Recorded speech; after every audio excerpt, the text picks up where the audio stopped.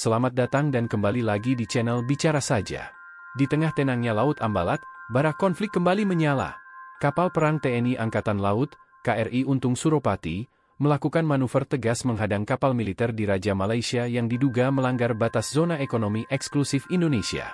Tapi ini bukan sekadar patroli biasa, ini adalah panggung pertarungan kehormatan dan kedaulatan.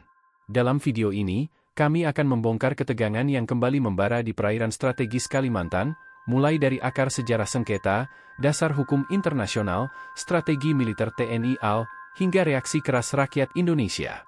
Saksikan bagaimana Indonesia menjaga laut bukan hanya dengan senjata, tapi juga dengan keberanian dan semangat tak gentar. Langit di atas Laut Ambalat sore itu tampak kelabu. Awan menggantung berat di cakrawala, seolah ikut menyimpan amarah yang selama bertahun-tahun tertahan. Kapal perang TNI Angkatan Laut, KRI Untung Suropati, 372, memecah ombak perlahan namun pasti. Di anjungan kapal, Letkol Laut, P. Aditya Wicaksana, komandan muda berusia 38 tahun, berdiri tegak dengan teropong di tangan.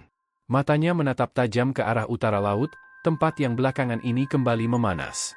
Radar, laporan situasi permukaan, perintah Aditya dengan suara datar, namun penuh tekanan. Kontak tidak dikenal pada bearing 015. Jarak 9 mil laut. Ukuran besar. Kecepatan konstan. Diperkirakan kapal militer, jawab prajurit jaga radar dari pos tempur. Aditya menghela napas pelan. Bukan kali pertama mereka menghadapi situasi seperti ini. Tapi sejak seminggu terakhir, patroli KRI Untung Suropati di wilayah Blok Ambalat semakin intens. Perintah dari Komando Armada 2 di Surabaya jelas, tingkatkan kesiagaan, cegah setiap pelanggaran, tunjukkan bahwa kedaulatan Indonesia bukan untuk ditawar. Latar, Blok Ambalat dan kapal tangguh TNI AL. Blok Ambalat adalah wilayah laut yang kaya sumber daya minyak dan gas. Letaknya di perairan antara Kalimantan Utara dan Sabah, Malaysia. Meskipun secara geografis dan historis masuk wilayah Indonesia, Malaysia sejak awal 2000-an mencoba melakukan klaim sepihak atas kawasan ini. Tak jarang, mereka mengerahkan kapal-kapal militer untuk masuk ke zona yang oleh Indonesia telah ditetapkan sebagai bagian dari zona ekonomi eksklusif, (Z) berdasarkan UNCLOS 1982. Untuk menjaga wilayah ini, TNI AL menurunkan kapal perang fregat kelas Parchim, KRI Untung Suropati. Kapal ini dilengkapi dengan sonar, meriam kaliber 57 mm, rudal anti kapal, dan sistem kendali senjata modern. Dilengkapi awak kapal yang terlatih, mereka adalah tameng pertama Indonesia di perbatasan laut yang tak kasat mata. Tokoh, Letkol Laut, P. Aditya Wicaksana. Aditya bukan prajurit sembarangan. Lulusan terbaik AAL Angkatan 45, dia dikenal sebagai komandan muda yang tegas, cepat mengambil keputusan, dan sangat paham geopolitik kawasan. Ayahnya dulu seorang pelaut yang hilang di Laut Sulawesi akibat konflik tak resmi di tahun 1996, saat patroli perbatasan dengan Malaysia masih rawan dan tak terdokumentasi. Sejak kecil, Aditya bertekad akan menjaga laut Indonesia dengan sepenuh jiwa. Baginya, setiap gelombang laut bukan hanya air dan garam, tapi cerita tentang pengorbanan, harga diri, dan sejarah yang tak boleh dilupakan. Ketegangan dimulai. Kapten, kami mendapatkan identifikasi. Kapal di Raja Malaysia, Korvet KD Laksamana Hang Nadim, ujar perwira taktis, Letda Jeffrey, sambil membawa data ICE, Automatic Identification System. Aditya menoleh cepat. Nama itu bukan asing di telinga mereka. KD Hang Nadim sudah beberapa kali terekam memasuki zona abu-abu di utara Ambalat. Mereka berdalih tengah berpatroli di wilayah perbatasan, meski jelas sudah lebih dari 7 mil laut masuk ke zona klaim Indonesia. Kita potong lintasannya. Manuver ke posisi 045 derajat. Jarak aman 2000 yard. Aktifkan komunikasi radio, perintah Aditya tegas. Mesin kapal meraung.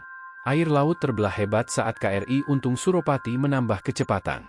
Dari udara, 2 helikopter Panther milik TNI AL yang sebelumnya standby di Tarakan mulai mengudara ke arah titik konflik. Komunikasi tegang di laut. Melalui saluran komunikasi internasional VHF, suara Letda Jeffrey menggema dengan tegas. KD Hang Nadim, ini KRI Untung Suropati milik Tentara Nasional Indonesia Angkatan Laut. Anda telah memasuki wilayah perairan Indonesia. Segera ubah haluan atau kami akan mengambil tindakan sesuai hukum nasional dan internasional. Sejenak, hanya ada suara gemuruh ombak dan dengungan mesin. Lalu suara balasan terdengar, dengan nada diplomatis namun tegang. Ini KD Hang Nadim. Kami sedang melaksanakan patroli rutin di wilayah Laut Nasional Malaysia. Tidak ada pelanggaran.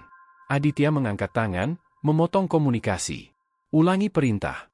Jika mereka terus maju 1 mil lagi, kita blocking lintasan secara langsung, ujarnya. Ambalat, konflik yang tak pernah selesai.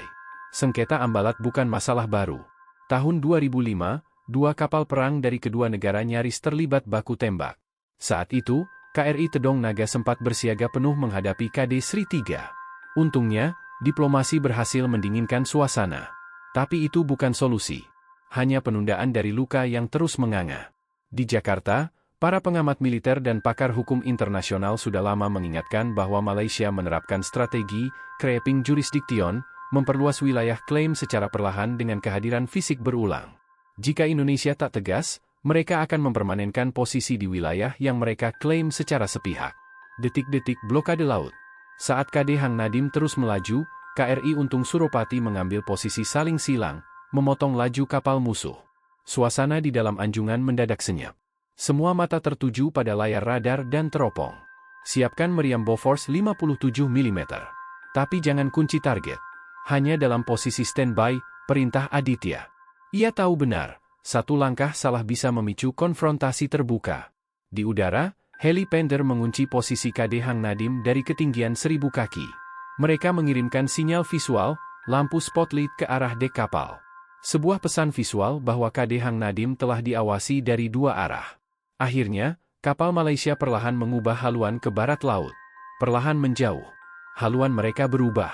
Mereka mundur, lapor Letda Jeffrey. Seluruh awak kapal menahan napas sejenak, sebelum akhirnya terdengar suara peluit komandan. Ketegangan mereda. Untuk kali ini, kedaulatan tetap utuh. Di atas dek, Aditya menatap laut yang kembali tenang. Tapi dia tahu, ini bukan akhir. Ini hanya permulaan dari babak baru yang lebih panas. Ambalat bukan sekadar laut, gumamnya dalam hati. Ini soal kehormatan bangsa. Dan kehormatan itu akan terus dijaga selama ombak masih menghantam pantai, selama langit masih menaungi laut, selama TNI AL berdiri tegak di ujung batas Nusantara. Mentari pagi baru saja menyembul dari balik cakrawala Laut Sulawesi ketika Letkol Laut, P. Aditya Wicaksana berdiri di tepi geladak KRI Untung Suropati. Udara masih terasa dingin, tapi pikirannya bergolak. Malam tadi, kapal perang Malaysia, KD Hang Nadim, sempat menerobos zona laut Ambalat hingga nyaris memicu konfrontasi. Meskipun akhirnya kapal itu berbalik arah, kejadian itu meninggalkan amarah yang membara di dada para prajurit. Aditya tahu, ini bukanlah insiden tunggal. Ini bagian dari pola panjang yang sudah berlangsung selama lebih dari 2 dekade. Untuk memahaminya, kita harus menengok ke belakang, ke awal mula luka lama ini dibuka. Sipadan dan Ligitan, awal mula ketegangan. Tahun 2002 menjadi titik balik dalam hubungan Indonesia-Malaysia.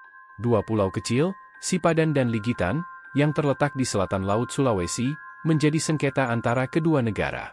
Indonesia menganggap pulau-pulau itu masuk wilayah Kalimantan Timur, berdasarkan peta kolonial dan aktivitas administratif sejak zaman Hindia Belanda. Namun Malaysia punya pandangan berbeda.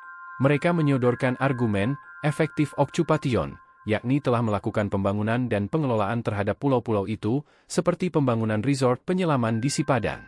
Sengketa itu akhirnya dibawa ke Mahkamah Internasional, ICJ. Pada 17 Desember 2002, putusan jatuh, Sipadan dan Ligitan diserahkan kepada Malaysia. Indonesia menerima putusan itu, meski menyesakkan. Letkol Aditya saat itu masih taruna tingkat 2 di Akademi Angkatan Laut. Ia menyaksikan berita itu lewat televisi tua di ruang istirahat taruna, dan merasakan sendiri kepedihan yang merasuki para instruktur dan seniornya. Ini pelajaran keras, Dik, ujar salah satu komandannya kala itu. Kalau kita lengah, satu demi satu wilayah kita bisa lepas tanpa perang. Ambalat, blok kaya migas yang diperebutkan. Sejak Sipadan dan Ligitan jatuh ke tangan Malaysia, mereka mulai mengklaim zona laut di sekitarnya, termasuk wilayah kaya migas bernama Blok Ambalat. Padahal, menurut peta Indonesia dan koordinat resmi berdasarkan Konvensi Hukum Laut PBB, UNCLOS, 1982, wilayah itu sepenuhnya masuk dalam D Indonesia. Malaysia melangkah lebih jauh. Pada 2005, mereka memberi konsesi pengeboran minyak di Blok Ambalat kepada Shell, perusahaan energi asal Belanda Inggris. Sontak, langkah ini memicu protes keras dari Indonesia. Di Jakarta, Gelombang demonstrasi meluas.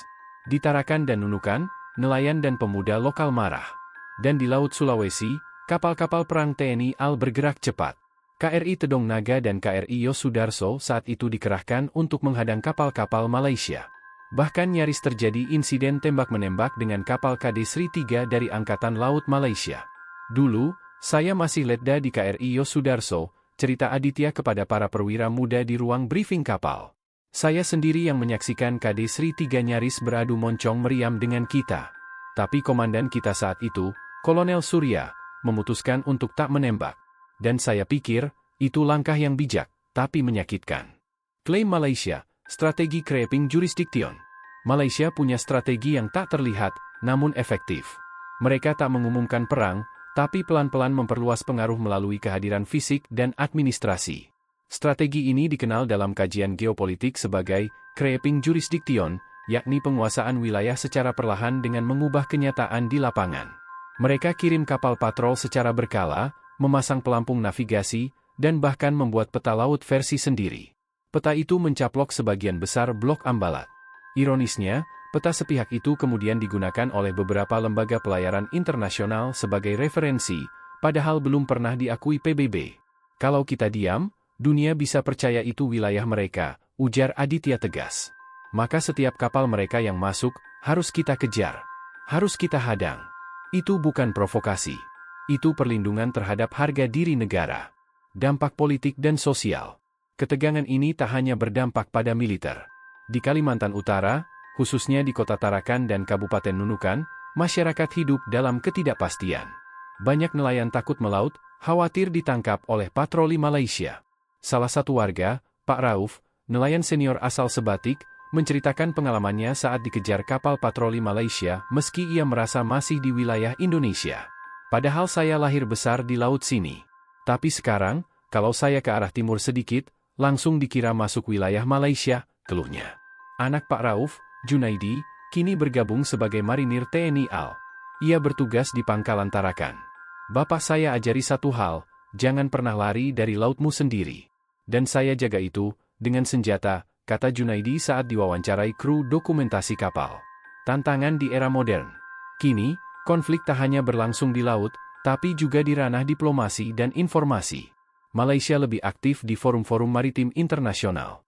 Mereka mencoba menggiring opini bahwa Ambalat adalah zona yang masih disengketakan, padahal dari sisi Indonesia, wilayah itu sah dan final.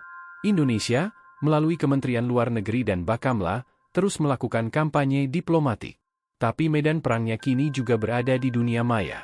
Peta Google, navigasi GPS, hingga aplikasi pelayaran terkadang menunjukkan garis batas keliru. Dan jika hal ini dibiarkan, persepsi publik internasional bisa berbalik arah.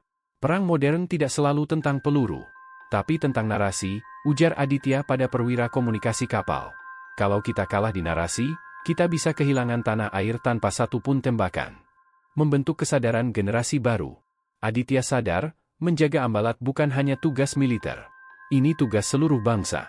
Ia rutin menggelar sesi penyuluhan hukum laut kepada anak buahnya, dan bekerja sama dengan Lanal Tarakan untuk sosialisasi ke sekolah-sekolah. Anak-anak muda harus tahu, kenapa laut ini penting. Ini bukan soal ikan. Ini soal kedaulatan. Ini warisan nenek moyang yang harus dijaga, ujarnya di hadapan siswa SMK Maritim di Sebatik. Kembali ke anjungan KRI Untung Suropati, Aditya menatap laut yang kini tampak tenang. Tapi sejarah telah mengajarkannya, ketenangan ini bisa pecah kapan saja. Selama Malaysia terus mengklaim sepihak, dan selama dunia belum tahu kebenaran, maka setiap prajurit TNI AL punya kewajiban untuk berdiri di garis depan. Dan Letkol Aditya Wicaksana, anak seorang pelaut yang hilang di perbatasan, tahu betul bahwa menjaga laut bukan hanya soal taktik, tapi tentang mengenang masa lalu, mempertahankan hari ini, dan memastikan besok tetap milik Indonesia. Langit sore di Laut Ambalat mulai memerah, pertanda senja segera tiba. KRI Untung Suropati, 372 melaju dengan kecepatan 15 knot, membelah gelombang menuju titik patroli berikutnya. Di anjungan, Letkol Laut, P. Aditya Wicaksana duduk di kursi komando sambil membuka map besar berisi garis-garis batas laut.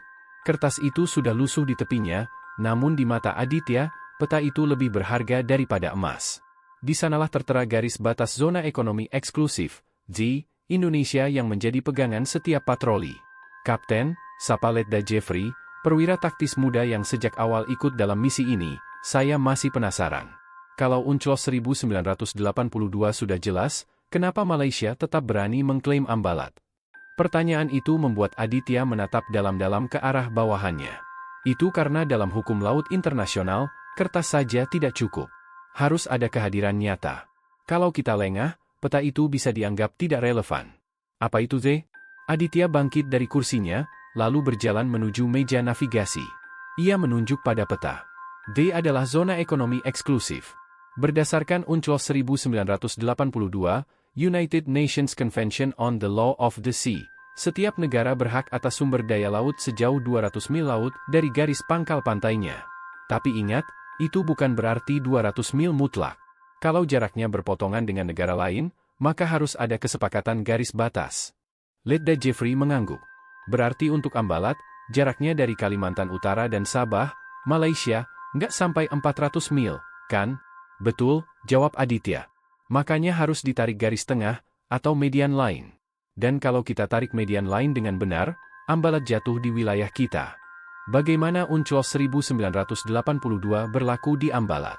UNCLOS 1982 adalah konvensi hukum laut yang diakui oleh 168 negara, termasuk Indonesia dan Malaysia. Isinya mengatur hak dan kewajiban negara pantai, termasuk batas D, laut teritorial, landas kontinen, dan kebebasan pelayaran. Indonesia meratifikasi UNCLOS melalui UU nomor 17 tahun 1985. Malaysia pun meratifikasi, tapi menerapkan interpretasi berbeda untuk beberapa wilayah perbatasan. Di Ambalat, garis D versi Indonesia mengikuti Deklarasi Juanda 1957 yang telah diakui PBB, serta hasil koordinat resmi yang dikirim ke International Maritime Organization, IMO.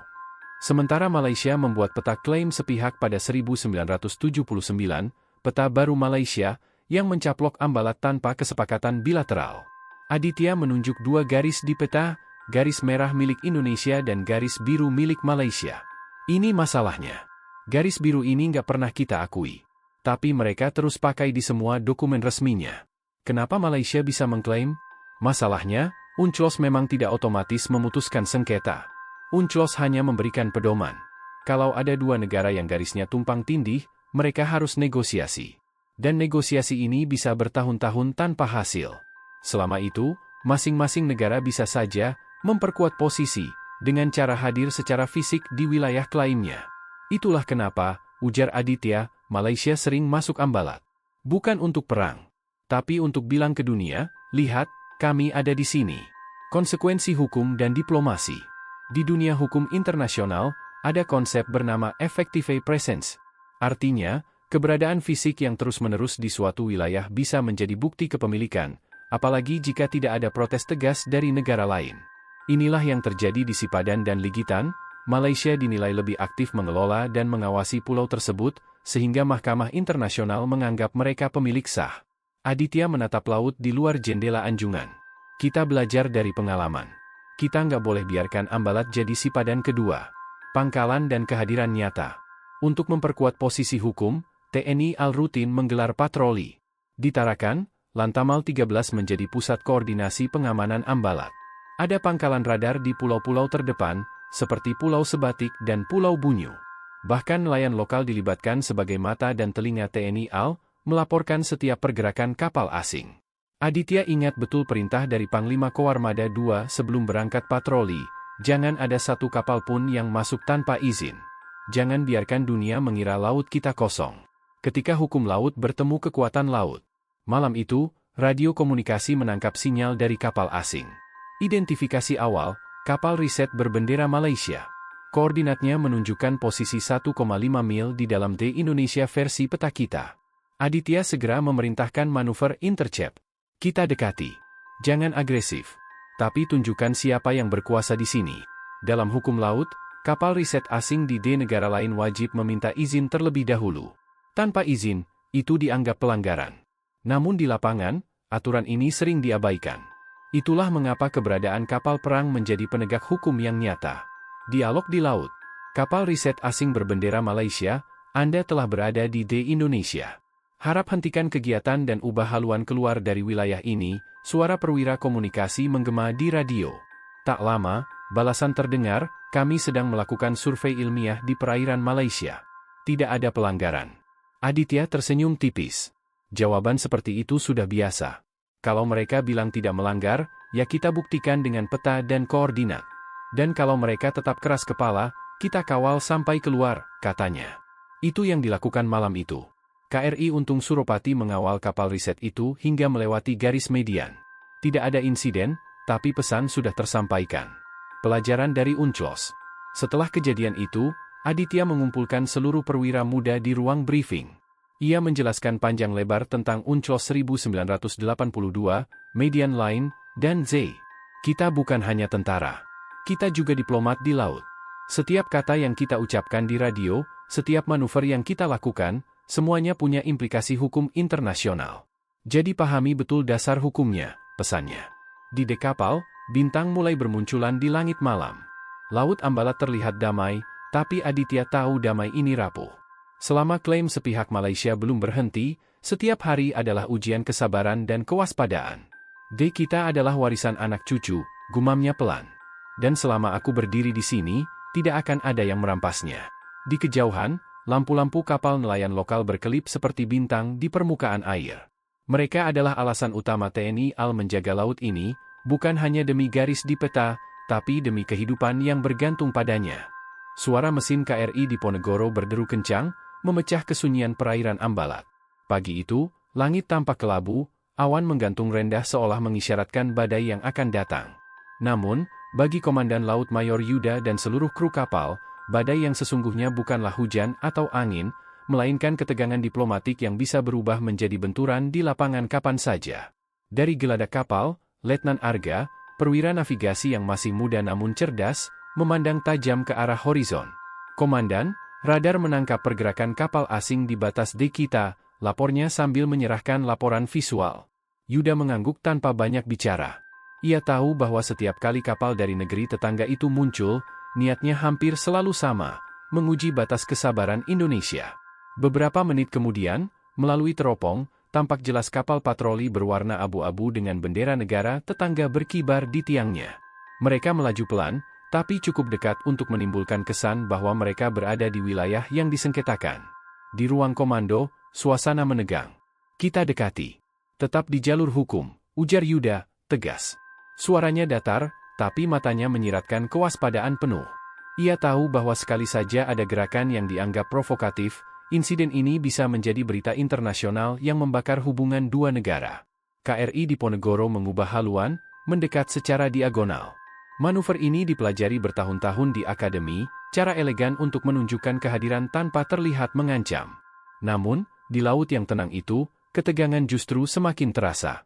Kedua kapal kini berjarak kurang dari 500 meter. Melalui pengeras suara, Yuda memberikan peringatan. Perhatian, kapal asing. Anda telah memasuki wilayah perairan Indonesia. Segera ubah haluan Anda ke arah utara. Tidak ada balasan. Hanya suara mesin dan ombak yang terdengar. Di sisi lain, kapal asing itu membalas dengan manuver kecil, seakan menantang. Beberapa awaknya terlihat memegang kamera dan merekam situasi. Arga menggertakkan gigi. Mereka ingin kita bereaksi keras, Komandan, bisiknya. Yuda menghela napas. Kita tidak akan memberikan mereka alasan. Tapi kita juga tidak akan mundur. Perintahnya jelas, kapal TNI AL mempertahankan posisi, membentuk penghalang di jalur masuk. Dari udara, drone pengintai milik TNI mengirimkan gambar real-time ke pangkalan Angkatan Laut di Tarakan. Semua pergerakan terekam rapi, bukti sahih jika nanti dibutuhkan dalam sidang internasional. Sementara itu, di ruang mesin, Sersan Mayor Rahmat, teknisi senior, memastikan semua sistem senjata dalam kondisi siaga. Walau perintahnya jelas untuk tidak menembak kecuali dalam keadaan terpaksa, ia tahu laut bisa menjadi medan yang berubah drastis hanya dalam hitungan detik. Ketegangan ini berlangsung hampir 1 jam. Kapal asing tetap diam, seakan menguji siapa yang lebih tahan berdiri di tengah tekanan. Di anjungan, Yuda tetap berdiri tegak, tatapannya tak pernah lepas dari lawan di seberang. Lalu, tanpa peringatan, kapal asing itu mulai berputar haluan perlahan. Mereka mundur, meninggalkan area perbatasan, namun tetap dengan kecepatan yang sengaja dibuat lambat, seolah berkata, kami akan kembali. Di Geladak, awak KRI Diponegoro menghela napas lega. Tapi Yuda hanya menatap kosong ke laut lepas. Ini bukan akhir. Mereka akan mencoba lagi, katanya lirih. Arga berdiri di sampingnya. Kalau mereka kembali, kita juga akan ada di sini, Komandan. Yuda menoleh dan tersenyum tipis. Itu yang saya harapkan. Di kejauhan, matahari mulai muncul di balik awan, menyinari laut Ambalat yang kembali tenang. Tapi bagi para prajurit di kapal itu, ketenangan ini hanya jeda. Mereka tahu, permainan tarik-menarik ini baru saja dimulai, dan mereka harus siap menghadapi babak berikutnya, apapun risikonya. Malam di Laut Sulawesi selalu memiliki nuansa yang berbeda bagi mereka yang mengarungi perairan ini. Angin laut mengirimkan hembusan dingin menusuk tulang, sementara bintang-bintang bertaburan di langit seperti lampu-lampu kecil yang menemani perjalanan. Namun malam itu, suasana di KRI Singalaut terasa lebih tegang dari biasanya. Komandan Bima berdiri di Geladak, kedua tangannya bersedekap, matanya menatap lurus ke arah cahaya redup yang muncul di kejauhan. Lapor, Komandan. Radar menangkap pergerakan kapal asing di utara, ujar Letnan Arif, sambil menyerahkan laporan cepat. Bima menatap layar radar, melihat tanda kecil yang bergerak pelan tapi pasti menuju wilayah Ambalat. Dari identifikasi awal, itu adalah kapal patroli militer negara tetangga. Bukan nelayan, bukan kapal dagang. Perintah saya jelas, suara Bima tegas. Tetap ikuti protokol, tapi kita tak akan mundur 1 inci pun dari batas perairan kita. Di ruang komunikasi, Sersan Dani menerima pesan radio dari kapal asing itu. Isinya terdengar sopan, tapi jelas-jelas memancing emosi. Kapal Anda berada di wilayah kami. Mohon segera keluar sebelum kami mengambil tindakan tegas. Dani menoleh ke Bima yang berdiri di pintu. Balas dengan tegas, kata Bima, katakan bahwa ini adalah perairan Indonesia, wilayah hukum Ambalat. Kita tidak akan pergi. Dani menyalakan mikrofon, suaranya lantang dan mantap. Perhatian, kapal di koordinat 0400 Lu 11800 BT. Anda berada di perairan Indonesia. Segera ubah haluan. Ini adalah peringatan terakhir. Suasana di kapal semakin tegang. Para prajurit yang sebelumnya bercanda di dek bawah kini sudah berada di pos masing-masing. Senjata dicek ulang, lampu dek dipadamkan untuk mengurangi visibilitas dari jarak jauh, dan semua mata tertuju pada pergerakan kapal asing itu. Tak lama kemudian, dari arah utara, sorot lampu putih menembus kegelapan. Kapal patroli asing itu kini terlihat jelas. Badannya besar, warnanya abu-abu pekat, dan di geladaknya terpampang bendera negara tetangga yang selama ini kerap bersitegang soal Ambalat. Mereka semakin mendekat. Komandan, ujar Arif, suaranya menurun. Kalau mereka terus maju begini, tabrakan tak terhindarkan. Bima diam sejenak, lalu berkata dengan nada dingin, mereka hanya menguji nyali kita. Jangan mundur. Majukan setengah knot. KRI Singalaut bergerak perlahan, tapi mantap. Jarak antara kedua kapal kini tinggal ratusan meter. Dari kapal asing itu, terdengar suara peluit panjang, lalu sorot lampu diarahkan langsung ke geladak KRI Singalaut, seolah ingin membutakan pandangan para prajurit TNI AL. Beberapa prajurit menunduk, tapi Bima tetap menatap lurus ke arah mereka. Aku ingin semua tetap tenang, kata Bima kepada seluruh kru melalui pengeras suara internal. Kita di sini bukan untuk memancing perang, tapi untuk menunjukkan bahwa Ambalat bukan tanah kosong. Ini milik kita. Ketegangan semakin memuncak ketika kapal asing itu tiba-tiba memperlambat laju, lalu mulai berputar mengitari KRI Singalaut. Mereka seakan ingin menunjukkan superioritas. Namun Bima tahu, permainan seperti ini adalah ujian mental. Di Anjungan, kapten kapal asing itu terdengar melalui radio, kami memberi Anda waktu 5 menit untuk meninggalkan wilayah ini. Bima hanya tersenyum tipis, lalu menekan tombol radio, suaranya terdengar mantap. Kami tidak akan pergi. Jika Anda yakin ini wilayah Anda, buktikan di meja perundingan, bukan di sini. Indonesia tidak gentar. Beberapa menit berikutnya terasa seperti berjam-jam. Mesin kapal berdengung, air laut bergelombang, dan semua orang menunggu langkah berikutnya. Akhirnya, kapal asing itu mengubah haluan, menjauh perlahan ke arah utara. Tidak ada kontak fisik, tidak ada tembakan, tapi semua tahu siapa yang memenangkan pertarungan malam itu. Bima menatap laut yang kembali tenang. Inilah Ambalat, gumamnya. Tempat di mana keberanian dan kesabaran kita diuji. Dan malam ini, kita lulus ujian itu. Di kejauhan, matahari mulai muncul, memberi warna keemasan pada ombak yang bergulung. Para prajurit kembali ke rutinitas, tapi semangat mereka membara. Mereka tahu, Ini bukan akhir dari ketegangan, melainkan hanya satu bab dalam perjuangan panjang menjaga perbatasan negeri. Pagi itu, Laut Ambalat terlihat tenang di permukaan, namun di balik ketenangannya, arus bawah laut bergejolak. Kapten Bima berdiri di anjungan KRI Singa Laut, matanya menatap ke arah utara, tepat di jalur yang sering menjadi titik gesekan antara kapal Indonesia dan kapal patroli negara tetangga. Angin laut berhembus kencang, membuat rambutnya sedikit berantakan.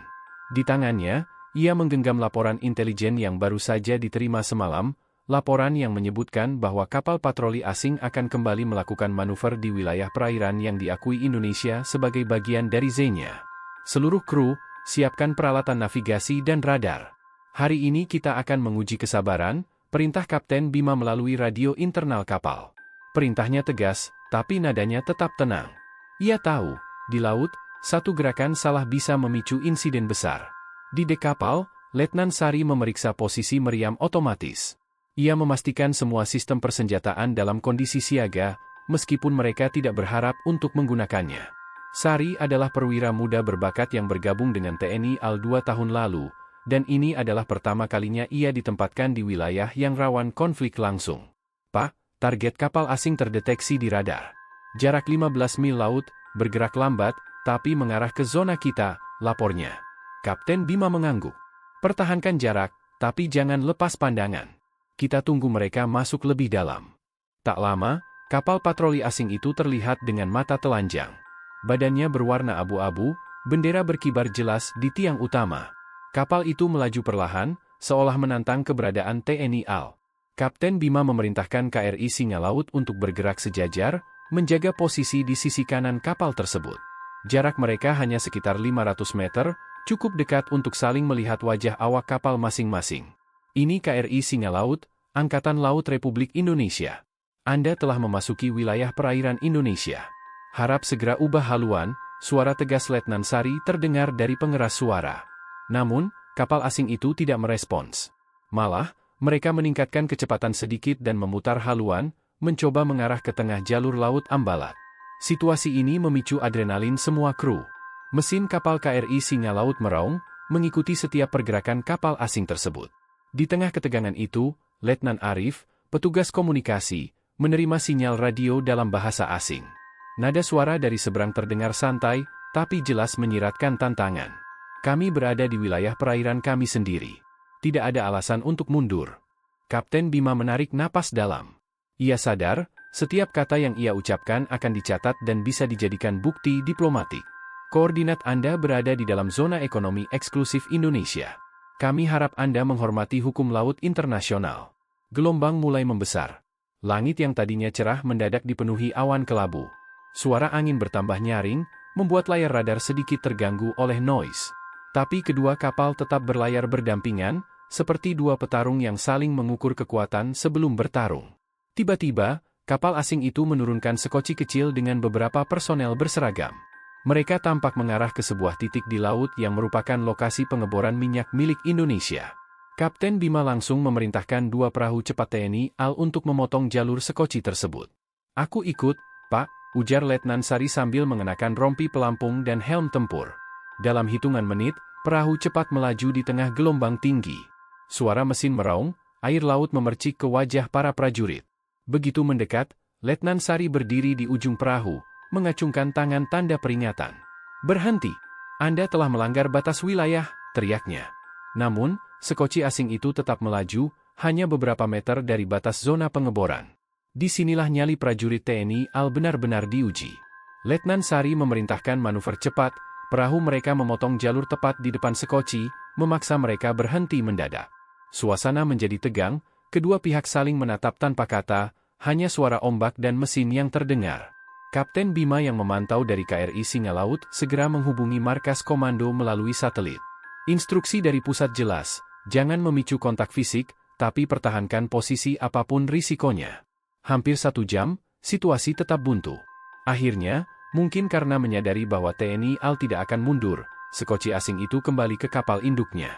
Kapal patroli mereka pun perlahan mengubah haluan, menjauh dari garis batas. Letnan Sari dan timnya kembali ke kapal dengan wajah lelah namun puas.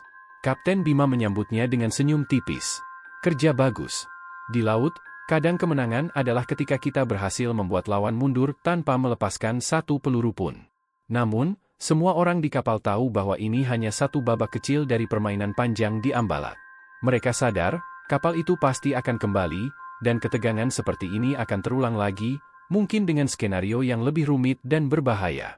Di kejauhan, langit mulai cerah kembali. Tapi di hati para prajurit TNI AL, mereka tahu badai yang sebenarnya belum berakhir. Ombak setinggi 2 meter menghantam lambung KRI Diponegoro, membuat dek kapal sedikit berguncang.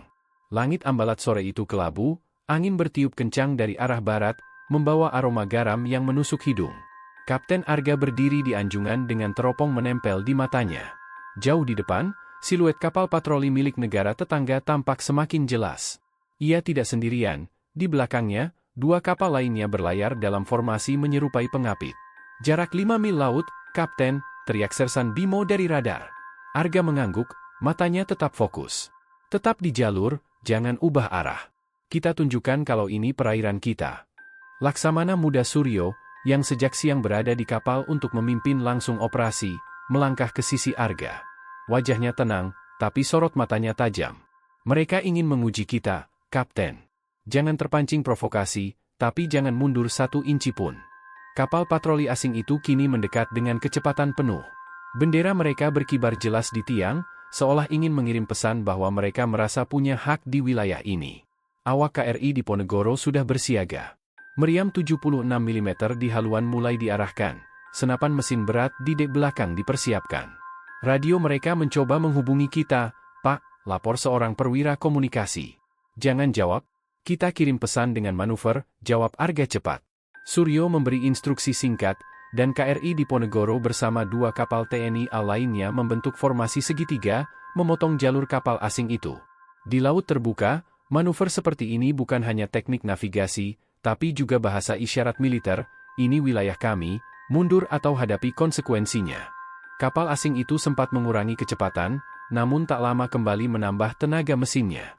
Jarak kini tinggal kurang dari 2 mil laut, hanya hitungan menit dari kemungkinan tabrakan.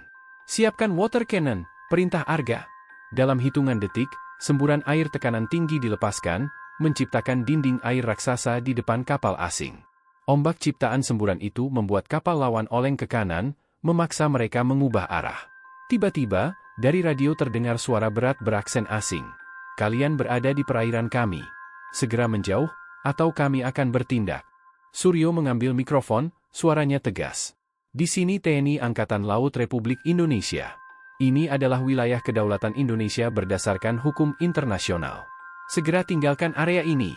Keheningan menyelimuti eter radio selama beberapa detik yang terasa seperti selamanya. Lalu terdengar suara mereka lagi, kali ini lebih pelan, tanda tekanan psikologis mulai bekerja. Kami hanya melakukan patroli rutin. Patroli kalian melewati batas, sahut Suryo dingin. Kembali ke wilayah kalian. Tak ada jawaban lagi. Perlahan, kapal asing itu memutar haluan.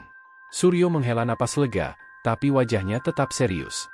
Ini belum selesai, mereka akan kembali. Malam itu, suasana di geladak kapal terasa lebih sunyi dari biasanya.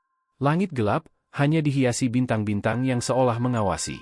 Bimo duduk di dek, membersihkan senjata sambil memandangi laut. Pak, saya pernah dengar cerita, Ambalat ini seperti pusaka yang dijaga leluhur. Kalau kita lengah, dia akan diambil orang. Arga tersenyum tipis. Bimo, pusaka itu bukan cuma soal tanah atau laut. Ini tentang martabat bangsa. Selama kita di sini, kita adalah tembok terakhir yang melindungi martabat itu. Keesokan paginya, kabar pertemuan sengit di laut itu sudah sampai ke darat. Media memberitakannya, publik memberikan dukungan, dan markas besar memerintahkan peningkatan patroli. Namun intelijen juga melaporkan, aktivitas kapal asing di sekitar Ambalat meningkat dalam seminggu terakhir. Suryo memandang peta di meja anjungan, jarinya menunjuk titik-titik merah yang menandakan deteksi radar terhadap kapal asing. Kita akan menghadapi gelombang lebih besar dari ini, katanya pelan, nyaris seperti bicara pada dirinya sendiri. Di kejauhan, di balik garis horizon, siluet-siluet kapal mulai terlihat lagi. Tanda bahwa babak berikutnya akan segera dimulai. Fajar baru saja menyentuh ufuk timur, mewarnai lautan Ambalat dengan semburat oranye keemasan. Udara pagi di geladak KRI Brawijaya, 402 terasa segar, namun ketegangan masih kental di udara. Kapten Arya berdiri tegak di anjungan, matanya menatap lurus ke arah horizon. Malam sebelumnya, TNI AL berhasil memaksa mundur 2 kapal perang negara tetangga yang mencoba masuk ke wilayah Ambalat, namun intelijen memberi kabar bahwa mereka akan kembali, kali ini dengan jumlah kapal yang lebih banyak. Di ruang rapat darurat kapal, Kapten Arya, Mayor Sandi, Letnan Rudi, dan beberapa perwira senior duduk mengelilingi meja peta. Suara mesin kapal terdengar samar, bercampur dengan deru ombak yang menghantam lambung. Laporan dari WAFE malam tadi menunjukkan ada 3 kapal fregat dan 1 kapal suplai bergerak menuju perbatasan Ambalat, ujar Mayor Sandi sambil menunjuk koordinat di peta. Mereka mencoba membentuk formasi menyisir garis batas laut kita. Tidak ada tanda-tanda mereka akan berlabuh, tapi jalur ini jelas melewati D kita. Letnan Rudi mengetuk jarinya di meja, raut wajahnya tegang. Kalau mereka masuk lebih dari 12 mil laut, itu pelanggaran terang-terangan. Tapi saya yakin mereka akan menggunakan taktik provokasi, memancing kita menembak lebih dulu. Kapten Arya mengangguk pelan. Mereka mengira kita akan terpancing. Tidak. Kita akan tunjukkan kalau kita lebih sabar, tapi juga lebih siap. Kita bertahan sesuai prosedur, namun jika batas dilanggar, kita akan hadang, apapun risikonya. Di luar, gelombang mulai meninggi. Cuaca yang tadinya cerah perlahan berubah mendung. Awan kelabu bergerak cepat dari arah utara, dan kilatan petir terlihat samar di kejauhan. Kondisi ini membuat jarak pandang berkurang, namun Kapten Arya tahu ini bisa menjadi keuntungan, cuaca buruk sering membuat radar lawan terganggu. Menjelang siang, sirene tanda siaga penuh meraung di seluruh kapal. Seorang perwira jaga berteriak, kontak visual di haluan. 3 kapal fregat asing, jarak 15 mil laut dan terus mendekat. Seluruh kru bergerak cepat. Didik senjata, meriam utama 76 mm mulai diarahkan, sementara di pos radar, Letnan Rudi memantau pergerakan target. Kecepatan konstan, mereka mengambil jalur barat daya. Perkiraan waktu kontak, 8 menit. Kapten Arya mengambil pengeras suara internal. Seluruh kru, ini Kapten berbicara. Tetap di pos masing-masing. Ingat, kita menjaga wilayah kita. Kita tidak memulai perang, tapi kita juga tidak mundur. Ambalat adalah Indonesia. Sorak semangat terdengar di beberapa bagian kapal, meski wajah-wajah para prajurit tetap menunjukkan keseriusan penuh. 7 menit kemudian, 3 kapal fregat asing muncul di balik kabut hujan. Badan kapal mereka besar, dengan persenjataan lengkap dan bendera negara mereka berkibar jelas. Mereka berjalan sejajar, membentuk garis, dan terus memotong arah masuk ke perairan Ambalat. Jarak? 9 mil laut, seru Letnan Rudi. Kapten Arya berdiri di pinggir anjungan, tangannya menggenggam teropong. Ia memberi isyarat. Mayor Sandi, kirim sinyal peringatan. Bahasa internasional dan bahasa mereka. Gunakan kode maritim, lalu siarkan lewat radio VHF terbuka. Semua negara di sekitar sini harus tahu apa yang terjadi. Mayor Sandi segera mengetik pesan peringatan, Anda memasuki wilayah kedaulatan Republik Indonesia. Ubah haluan sekarang atau kami akan mengambil tindakan tegas sesuai hukum internasional. Pesan dikirim, namun kapal-kapal itu tetap melaju. Bahkan, salah satu dari mereka membalas dengan sirene panjang, tindakan yang jelas mengandung provokasi. Jarak 6 mil laut, hening tegang menyelimuti anjungan. Di kejauhan, di antara suara ombak dan mesin, Kapten Arya bisa merasakan getaran kecil di geladak, pertanda mesin kapal siap untuk manuver penuh. Persiapkan formasi hadang, perintah Kapten Arya. KRI Brawijaya di tengah, KRI Singapura, 618 dan KRI Halmahera, 542 ambil posisi sayap kiri dan kanan. Jangan beri celah mereka masuk lebih dalam. 3 kapal TNI AL mulai bergerak dalam formasi segitiga. Sirene tanda bahaya dibunyikan serempak, memecah suara badai. Di dek bawah, para prajurit bersiap dengan senjata jarak dekat, sementara penembak senapan mesin berat memeriksa amunisi. Walaupun tujuan utama mereka adalah mengusir, semua orang tahu satu kesalahan kecil bisa memicu baku tembak. Tiba-tiba, sebuah helikopter militer asing lepas landas dari salah satu fregat. Mesin berputar kencang, dan helikopter itu terbang rendah, mengitari batas garis imajiner perairan. Letnan Rudi menoleh cepat. Kapten, helikopter asing masuk wilayah udara kita. Kapten Arya tak ragu. Kunci target dengan radar penjejak, tapi jangan tembak. Biarkan mereka tahu kita mengawasi. Kirim juga 2 Sea Rider untuk patroli cepat, tunjukkan kita siap. 2 kapal cepat TNI AL meluncur dari sisi Brawijaya, memecah gelombang tinggi. Mereka bergerak gesit mendekati arah helikopter, mengirim sinyal visual agar menjauh. Helikopter itu akhirnya mundur perlahan, namun kapal-kapal perang tetap tak bergeming. 5 menit kemudian, suasana mencapai puncak ketegangan. Jarak hanya 4 mil laut. Di monitor radar, tanda kapal-kapal itu nyaris menempel di garis batas. Kapal mereka tidak mengubah arah, ujar Mayor Sandi dengan suara berat. Kapten Arya menarik napas panjang.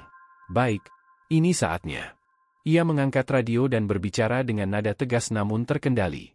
Kapal-kapal asing di koordinat ini, Anda telah melanggar batas kedaulatan Republik Indonesia. Kami akan memaksa Anda keluar. Ubah haluan sekarang. Beberapa detik hening, lalu salah satu kapal asing mulai memutar haluan. 2 kapal lainnya mengikuti perlahan, dan formasi mereka terurai. Sorakan lega terdengar di seluruh kapal, meski semua tetap siaga. Saat sore tiba, badai mulai reda. Laut kembali tenang, dan matahari sore memantulkan cahaya keemasan di permukaan air. Kapten Arya berdiri di anjungan, menatap laut Ambalat yang kembali hening. Mayor Sandi mendekat. Kita berhasil lagi, Kapten. Mereka mundur. Arya hanya tersenyum tipis. Hari ini ya. Tapi besok? Siapa yang tahu? Selama Ambalat tetap milik kita, tugas kita tidak akan pernah selesai. Letnan Rudi yang berdiri di dekatnya menambahkan, yang penting, kita tetap di sini. Menjaga. Selalu. Kapten Arya menatap ke horizon, di mana laut dan langit bertemu. Ambalat ini bukan sekadar laut. Ini rumah kita. Dan rumah, harus dijaga sampai titik darah penghabisan.